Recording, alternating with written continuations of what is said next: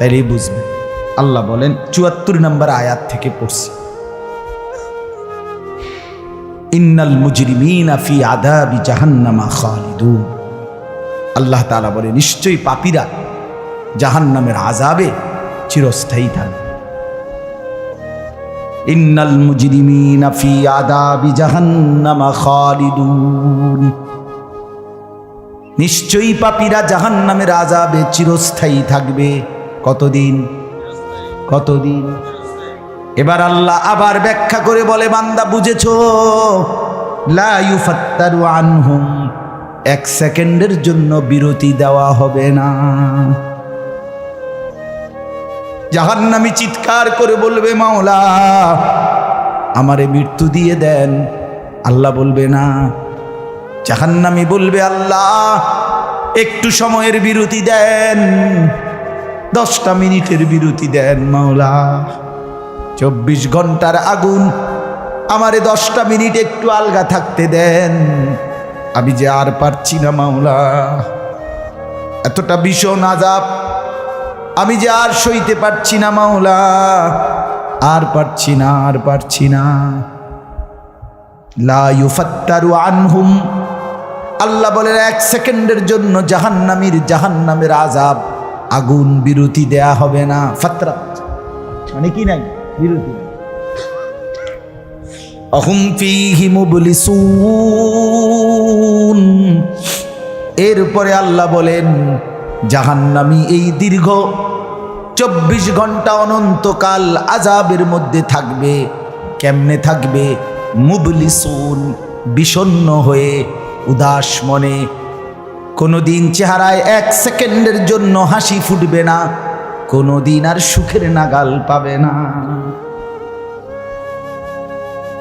আজ তো বন্ধু রাত কেটে ভোর হয়, ভোর গিয়ে রাত হয়, অন্ধকার আলো হয়, আলো অন্ধকার হয়। যে হাসে সে কাঁদেও, যে কাঁদে আবার সে হাসেও, ঠিক না? কিন্তু রব্বুল আলামিন বলেন ওয়াহুম ফীহি মুবলিসুন, জাহান্নামীর মন, জাহান্নামীর চেহারা বিষণ্ণ, উদাস, সব সময় হাসিবিহীন থাকবে, কোনো সেকেন্ড হাসতেই পারবে না। এবার আল্লাহ নিজে বলবেন, মলিন চেহারা দেখে জাহান্নামীকে, জাহান্নামীর চিৎকারে আল্লাহ নিজেই বলবেন ওমা যালামনাহুম, জাহান্নামী নাফরমান, আমি কিন্তু তোর উপরে মোটেই জুলুম করি নাই। আমি রাতও দিয়েছি বান্দা, দিন দিয়েছি, আমি সুযোগ দিয়েছি, সময় দিয়েছি। 8টা বাজে এশার আজান হয়েছে, এখন বাজতেছে রাতের 11:30। তাইলে আমি কিন্তু হায়াত 3.5 ঘন্টা তো দিয়েছি। আর 4 এশার নামাজ পড়তে তো 3.5 ঘন্টা সময় লাগে না? লাগে। আমি তো ফজরের ওয়াক্ত আসার পরে ওয়াক্ত শেষ হওয়া পর্যন্ত প্রায় 1.5 ঘন্টা সময় দিছি। 4 রাকাত নামাজ পড়তে তো 1.5 ঘন্টা লাগে না? আমি তো জোহরের আজান হওয়ার পরে জোহরের ওয়াক্ত প্রায় 2.5 ঘন্টা, 2 ঘন্টা তো দিয়েছি। জোহরের নামাজ পড়তে তো বান্দা 2.5 ঘন্টা লাগতো না? হ্যাঁ। আসরের নামাজ 4 রাকাত নামাজ পড়তে তো 1.5 ঘন্টা লাগে না? তাহলে বলো না বান্দা, আমি কি কোনো জুলুম করেছি কিনা বলো? ওমা যালামনাহুম, আমি বান্দা নাফরমান, আমি কিন্তু তোমাদের উপরে, তাদের উপরে জুলুম করি নাই। ওয়ালাকিন কানু হুমুজ জালিমিন, আল্লাহ বলে বরং নাফরমান জাহান্নামী তুই নিজেই নিজের উপরে জুলুম করেছিস। তুই আমার রাতকে গান বাদ্য আর সিনেমার নর্তকীর নাচ গান আর উলঙ্গ ছবিতে শেষ করে দিয়েছিস। তুই আমার দিনকে গুনাহ, সুদ, ঘুষ আর অবৈধ উপার্জনের পিছনে শেষ করে দিয়েছিস, নিজেই জুলুম।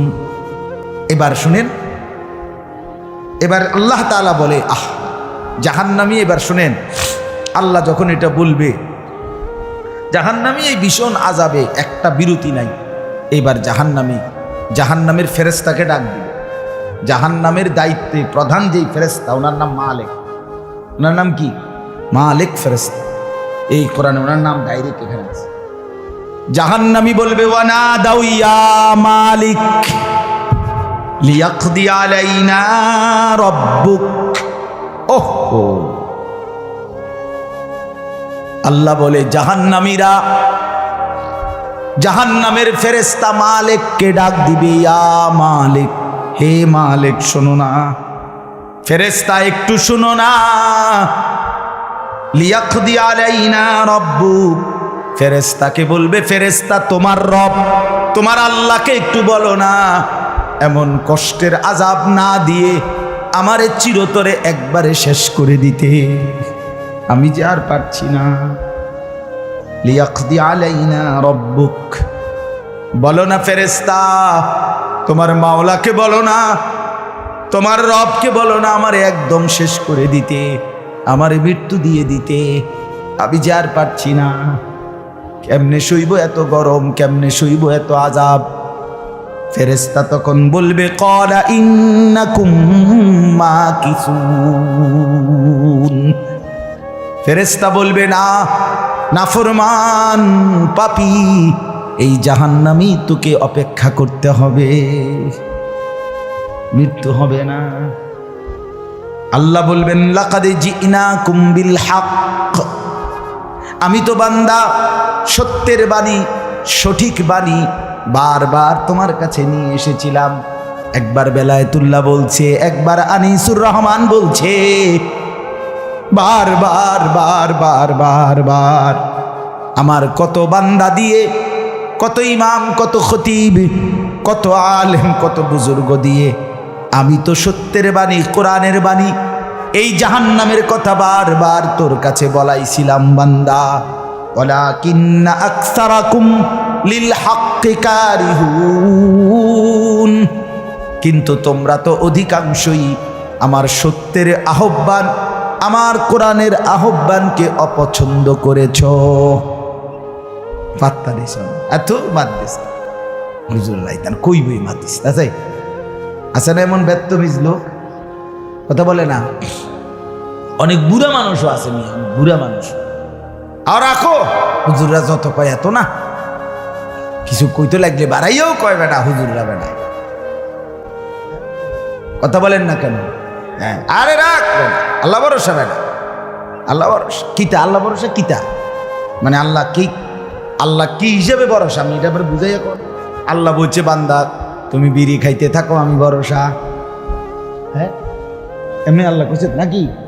তুমি টেলিভিশনে নাচ গান প্রত্যেক দিন বিকালে নর্তকী দেখো আমি ভরসা, এটা নিয়ে আল্লাহ কইছে। তো আপনি কিতা কইলেন কি আল্লাহ ভরসা কিতা, কি বুঝাইতে চাইলেন? হ্যাঁ, আল্লাহ ভরসা মানে কি? মানে আপনি গুনার উপরে মৃত্যু পর্যন্ত টিকে থাকবেন আর আল্লাহ ভরসা, এটাই না? নবী সাল্লাল্লাহু আলাইহি সাল্লাম সুপারিশ করবেন মানে কি? নবীজি সুপারিশ করবেন এই কথার অর্থ কি? এই কথার অর্থ এই যে উম্মত তুমি বিড়ি, সিগারেট, মদ, জুয়া, চুরি, ডাকাতি, জিনা, ব্যভিচার, নাচ গান, সুদ, ঘুষ, তোমার যে দুর্শল্যে কুলায় মৃত্যু পর্যন্ত, শেষ মুহূর্ত পর্যন্ত তুমি করতে থাকো, আমি সুপারিশ করে করে তোমার বেহেশতে দিন, এই তো অর্থ না?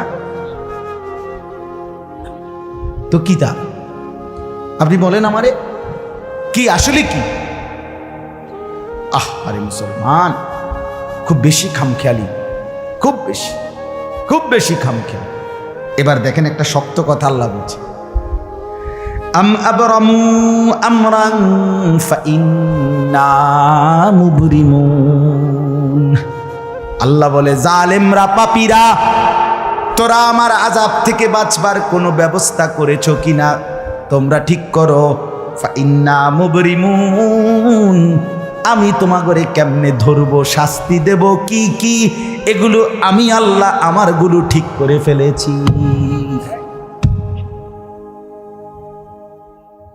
যে আম আবরামু আমরান, তারা কি কোনো ব্যবস্থা করেছে কিনা জিজ্ঞেস করেন। ফাইন্না মুবরিমুন, আমার ব্যবস্থা আমি করে রাখছি। বুঝেন নাই কথাটা? আল্লাহ বলেন আমার শাস্তি দেব কি কি, আমার আযাব দেব কি কি, আমি সব ঠিক করে রাখছি জাহান্নামে। তুমি বান্দা বাঁচবা কেমনে, তোমারটা তুমি ঠিক করছো কিনা বলো। এবার শেষ আয়াত, আম ইয়াহসাবুনা আন্না লা নাসমা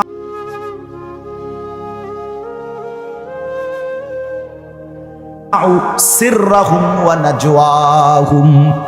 আল্লাহ বলে নাফরমান পাপীরা, জালেমরা, দুশমনরা মনে করে আমি তাদের গোপন কথা, অন্ধকারের গোপন পরামর্শ, একেবারে চুপচাপ নিরিবিলি কথাগুলো আমি শুনতে পাই না।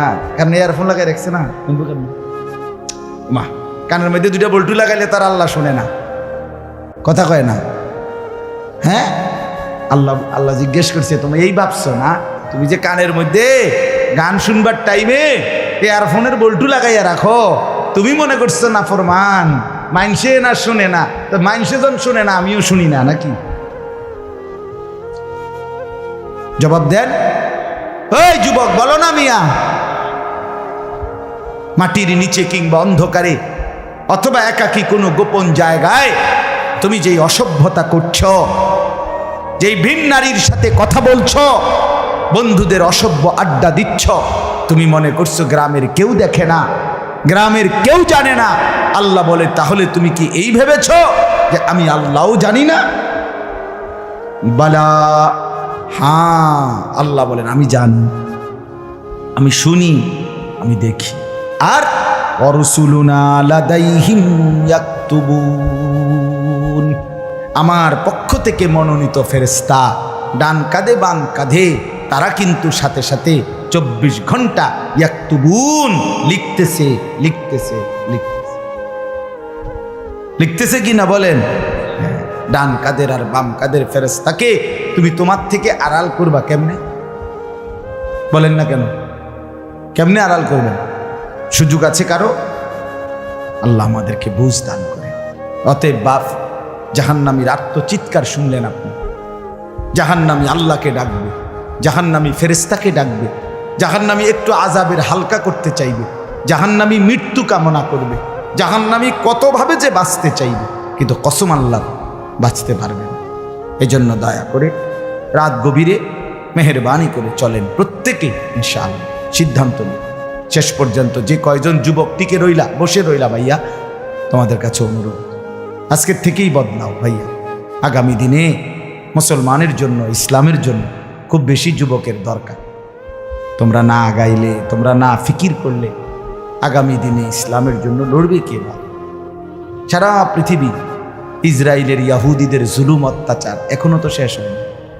সেই গত বছর অক্টোবর মাসে ফিলিস্তিনের মুসলমানদের উপরে বোম্পিং অত্যাচার শুরু হয়েছে।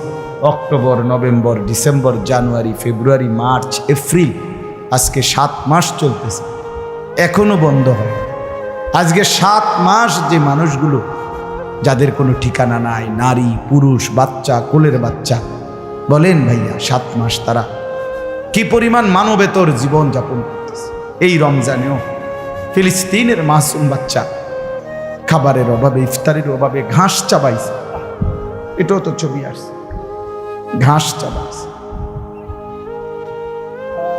আমার বাচ্চাটা 2.5 বছর, একটা মেয়ে আমার সাথেই ঘুমায় রাত্রে, প্রায় সময় রাত্রে উঠা এই 2 ঘন্টা 2.5 ঘন্টা হঠাৎ উঠে বাবু পানি খামো, পানি খামো। আমি সবসময় আমার বালিশের পাশে, খাটের পাশে পানি রাখি হেল লাগে।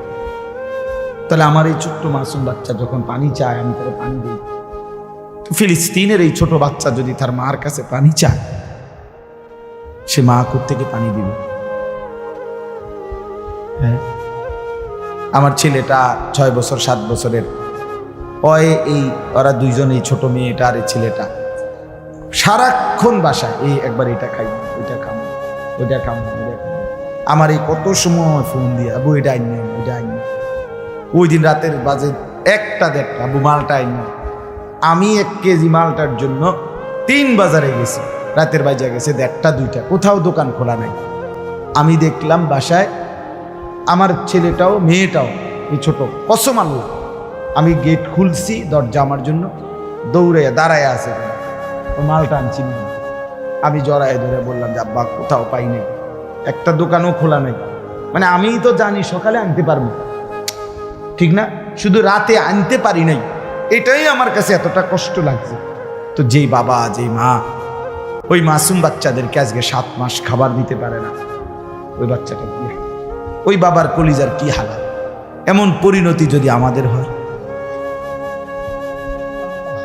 এমন পরিণতি যদি তোমার ছেলের বেলায় হয়, বলো যুবক, তোমার বিয়ের পরে থেকে যদি শুরু হয়, তোমার বাচ্চা হওয়ার পর থেকে যদি শুরু হয়, তখন কি হবে? এজন্য আল্লাহকে নারাজ না করো, আল্লাহকে নারাজ না করো। দয়া করে ফিরতে চাই, আমরা ফেরাইতে চাই, নিয়ত করি ইনশাআল্লাহ। ঠিক আছে না? ইনশাআল্লাহ নতুন করে ভাবো, সবাই একসাথে ভাবা পারবা না। যেই যুবকদের ফিকির আছে, বুঝ আছে, দিমাগ আছে, তুমি নামাজ পড়ো, ইনশাআল্লাহ ভালো হবে। তো মোবাইল প্রয়োজনে ব্যবহার করো, যার যেটুকু প্রয়োজন এটুকুই বলো। শুধু শুধু নারীর ছবি, নাচ গান, অস্থির দৃশ্য কোনো দরকার নাই। আর হিম্মত করে নামাজ, মরি বাসি, এত বেজ্জতি কথা শোনার চাইতে, এত কষ্টের চাইতে, পরকালের অশান্তির চাইতে নামাজ পড়বো আমরা। দেখবেন ছেলেরা তোমরাও হিম্মত করে শুরু করলে 5 ওয়াক্ত নামাজ ওষুধের মতোই মনে করো না, বিষ ওষুধ, তিতা ওষুধের মতো। দেখবে একটা মাস যদি কেউ একটু জন্মা যে মরি বাসি নামাজ পড়মুই, কসম একসময় এটা মজাদার হয়ে যাবে। হ্যাঁ, সেজদা দিলে খুব মজা হয়।